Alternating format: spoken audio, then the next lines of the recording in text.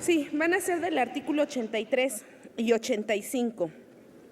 Estos dos artículos hablan respecto a los medios de uso social.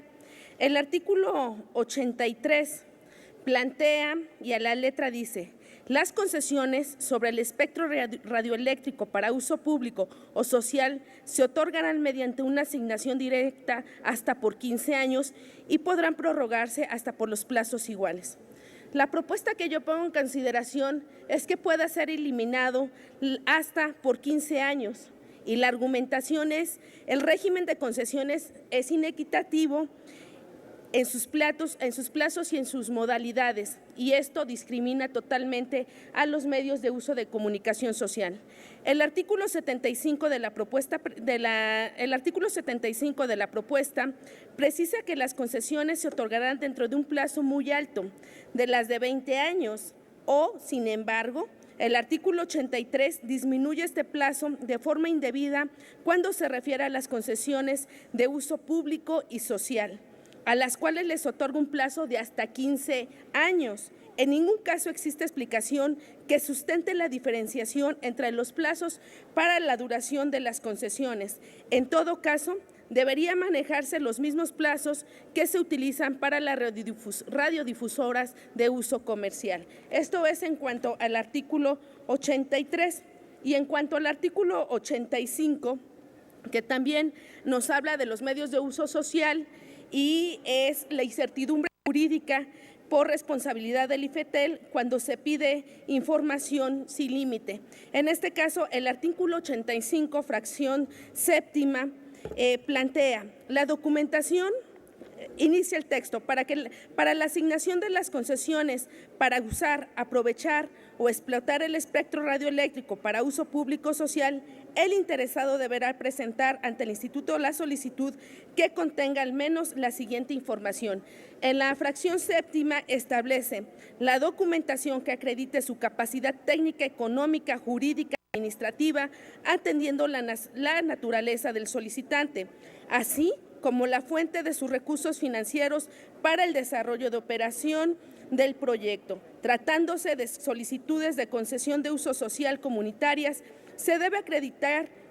ante el Instituto que el solicitante se encuentra debidamente constituido en una asociación civil sin fines de lucro. El Instituto determinará, mediante lineamientos de carácter general, los términos en que se deberán acreditarse los requisitos previstos en este artículo. En este sentido, propongo la eliminación de la parte que establece la documentación que acredite su capacidad técnica, económica y jurídica y administrativa, atendiendo la naturaleza del solicitante, y en el segundo párrafo la eliminación de que el Instituto determinará mediante lineamientos de carácter general los términos en que deberán acreditarse los requisitos previstos en este artículo. Planteo que se debe de eliminar esta facultad, ya que prácticamente es discrecional para el Instituto determinar que a través de los lineamientos de carácter general deben acreditarse de manera engorrosa para justificar la concesión de estos usos de medio social, ya que dichos lineamientos no son precisados en la legislación, y entonces dejen absoluta desventaja a aquellos que quieran obtener una concesión, ya que se abre la posibilidad de pedir información limitada sin que exista lineamiento claro de tipo de información a la que se debe ceñir los lineamientos de carácter general. Es importante no dejar de estudiar el contenido de la fracción séptima, en la que prevalece la hipótesis actual de demostrar que el peticionario cuente con la capacidad financiera para desarrollar el proyecto. Lo anterior es sumamente grave, particularmente en caso de los medios de uso social, en donde se encuentran agrupadas las comunidades indígenas. Este requisito limita enormemente la posibilidad de adquirir una concesión, como si lo anterior no bastara de lo que establece el artículo 90, fracción cuarta, que establece que para otorgar una concesión de uso social en materia de radiodifusión, el Instituto Federal de Telecomunicaciones deberá considerar su capacidad técnica y operativa, así como sus fuentes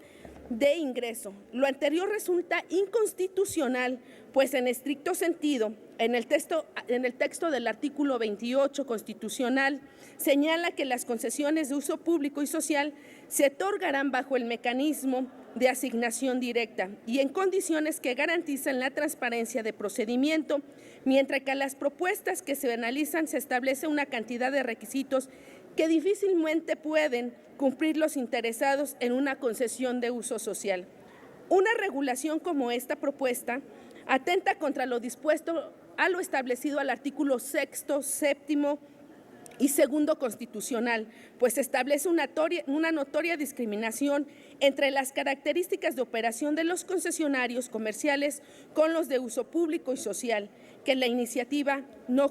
justifica. Por otra parte, a los medios de uso social se les equipara con los medios de uso público en cuanto a la obtención de las concesiones, siendo que la situación de los primeros es muy distinta a los públicos. Los requisitos y los procedimientos para obtener una concesión de uso social deberán ser mínimos y sencillos, debiendo el IFETEL auxiliar a aquellos interesados en obtener una concesión de uso social para integrar debidamente su solicitud. Es cuanto.